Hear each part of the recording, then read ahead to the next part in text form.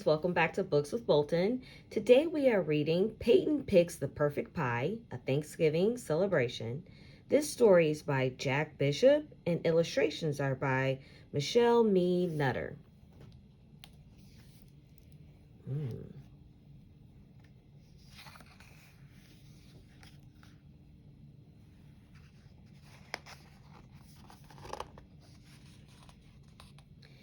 Peyton is particular, but she's not picky.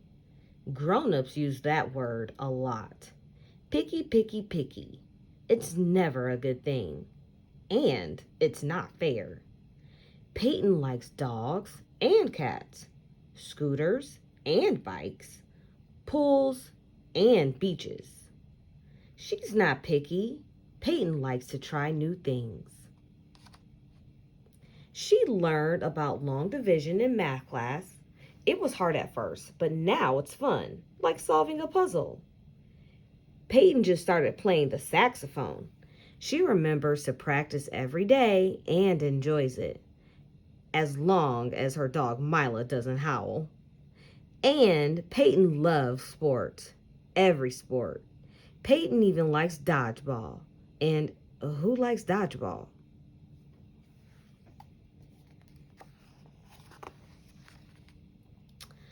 But Peyton is particular about food. She doesn't like it when two foods touch on her plate.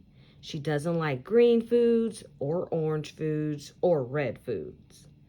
Peyton doesn't like foods that are gooey or gummy, sticky or slimy, frosted or flaky. And she most definitely doesn't like chunky or lumpy foods. But lately, Peyton has been thinking a lot about food. Her parents, Penny and Peter, love to cook. They never say it, but Peyton wonders if they would like her to be, well, less particular about food.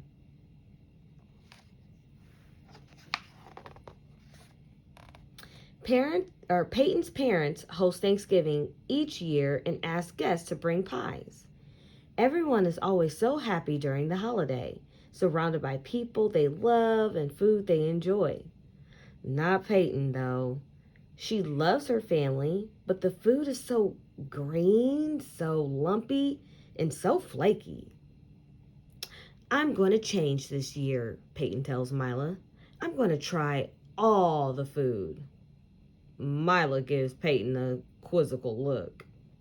Okay, not all the food, says Peyton with a shudder, thinking about the lumpy gravy. How about I try one new thing? Peyton hears her mother singing as she rolls out pie dough. I'll try pie, Peyton exclaims. On Thanksgiving morning, Peyton helps her mom weave strips of pie dough into a pretty top. The small holes allow juices from the apples to evaporate, Penny says. That's why my crust is so flaky. Peyton tries to pretend she didn't just hear the word flaky. She looks over at her dad. Dad, do you need any help?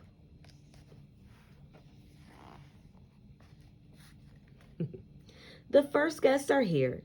It's Uncle Sherwood and Uncle Mark.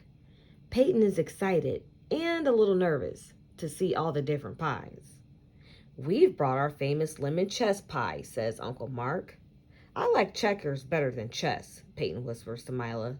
Then she asks her uncles, what does this pie have to do with playing chess? Uncle Sherwood is a history buff. This recipe dates back several hundred years to England. The original name was cheese pie because the yellow filling sets up very firm, like a piece of cheese. Cheese and pie? Peyton is concerned.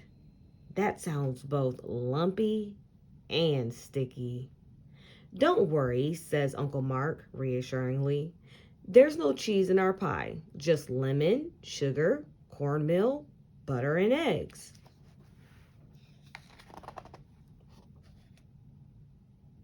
When the next guest arrives, Peyton is in the kitchen. She runs to hug Maria Alvarez, a social studies teacher at Peyton's school. Peyton, don't crush my ruffled milk pie. Ruffled what? Peyton asked her favorite teacher. I first had this pie in Greece, explains Miss Alvarez. It's made with thin sheets of phyllo dough that are shaped into ruffles. A sweetened egg custard is poured over the phyllo, and the pie is baked until the phyllo is crisp and custard just wiggles. Oh no, Peyton whispers to Mila.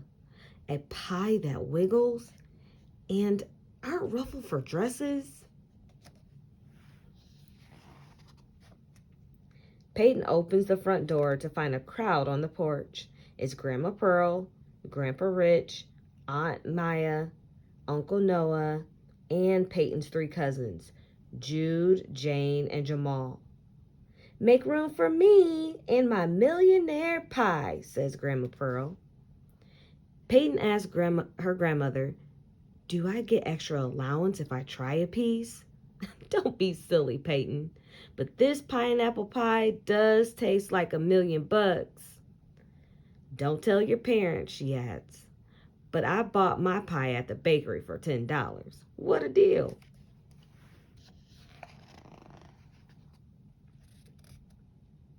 There's a knock at the back door. Peyton and Mila run to greet the next door neighbors. Bonjour, Peyton, said Mrs. Macaron. Please take your plum galette. Galette? Asked Peyton. Oi, Peyton, exclaims Madeline, who is in Peyton's grade. A galette is a rustic French tart. You arrange sliced plums on the dough, fold over the edges, and bake. And voila! Don't forget the candied violets, adds Mr. Macaron, or your mother's cinnamon whipped cream. Peyton looks over at Mila and says, flowers made into candies? Whipped cream with cinnamon? Finding a plain pie is going to be harder than I thought.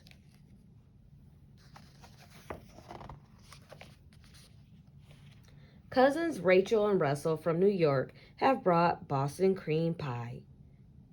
Peyton is confused. They aren't from Boston, and their pie looks like a cake.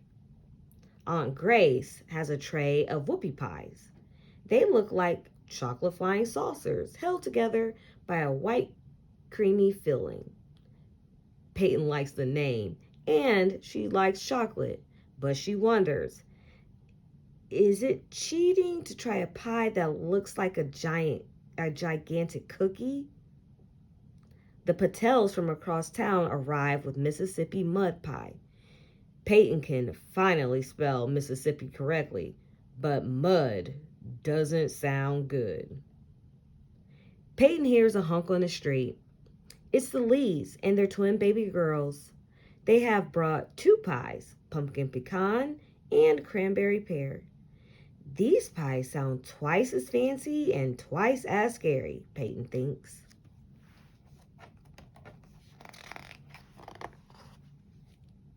Peyton goes back into the kitchen. Maybe her parents can offer some advice about choosing the right pie.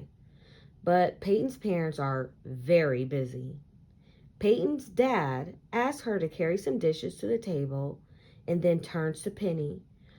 We're missing someone. Where's your sister? Polly texts to say she's running late. An ice storm in Denver meant her plane was diverted to Dallas. Polly said to start without her. At the table, Peyton takes 2 slices of turkey. White meat, of course, and no skin. And no thanks to lumpy gravy. A fluffy roll sits next to, but not touching, the turkey. She adds a tidy scoop of mashed potatoes. Penny gently clinks a fork against the side of her glass, and the guests quiet down. Peter, Peyton, and I are so grateful that you all could share this special day with us. We celebrate with food, but having you all around our table is the real treat.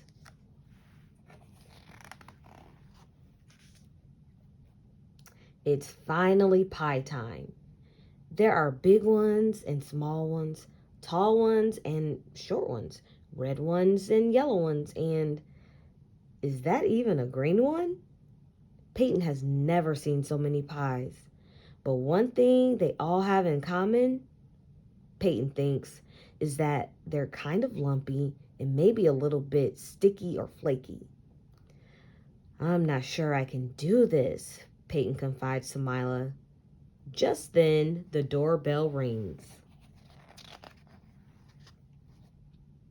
Aunt Polly strides into the house holding two large, frosty containers. I didn't bake pie, she calls out laughing. I brought something even better, ice cream. I didn't know you could put ice cream on pie, Peyton says. Of course you can, Polly says. It's called pie a la mode. The truth is, pie is just okay, but add ice cream and pie is divine. Peyton is suddenly feeling braver. She likes ice cream, particularly vanilla ice cream. Peyton takes a bite of her mom's apple pie. The pie is a little lumpy and a little flaky, but it doesn't seem as scary. Peyton takes another bite, then another. I thought I didn't like pie, but I guess I do. Sometimes when you think you don't like something, we just have to take a look in a different way, says her wise aunt. If all else fails, just add ice cream.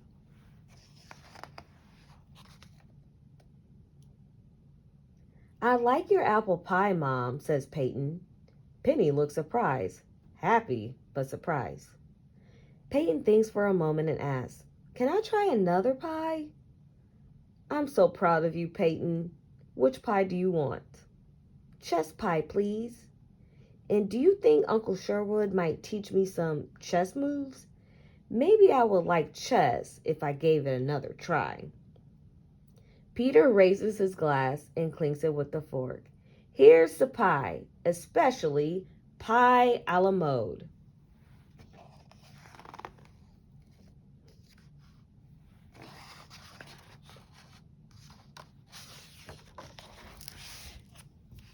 All right, friends, I hope you enjoyed our story, Peyton Picks the Perfect Pie, a Thanksgiving celebration. And to all my particular food eaters, I hope you find something yummy for Thanksgiving and enjoy time with your family and friends.